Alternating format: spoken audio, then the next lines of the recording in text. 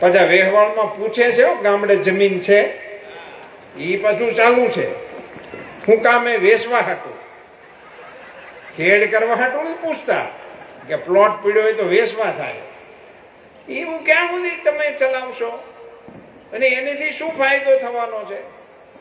તમે દીકરા દીકરીઓમાં કુશળતા માંગો, ડાયા છોકરાઓની માંગણી કરો, કમાતો હોય એની માંગણી કરો, એનો વાંધો નથી.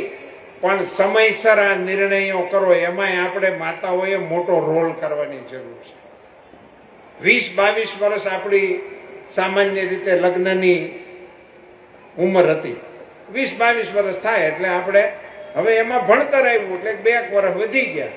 પણ હવે એ થઈ ગઈ 25-27 અને અત્યારે તો હાલે છે 30-32. એટલે આમાં મોટા ફેરફારો શું આવ્યા ખબર છે?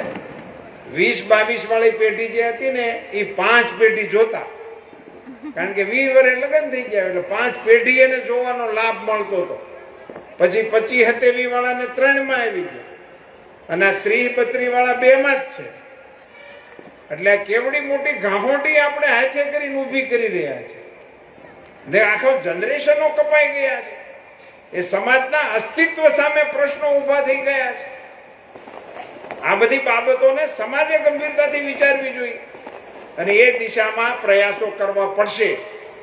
એટલે મારી સમાજને વિનંતી છે કે આપણે મોટા કાર્યક્રમો ખૂબ સફળતાપૂર્વક કરીએ છીએ, કારોબારીઓ પણ આપણી છે, પણ હવે સમાજના શ્રેષ્ઠીઓએ ભેગા મળીને સમાજના થોડાક ધારાધોરણ નવા સમય પ્રમાણેના વિચારીને સમાજમાં અમલમાં આવે એને માટેના પ્રયાસો જયરામ બાપા હવે કરવા.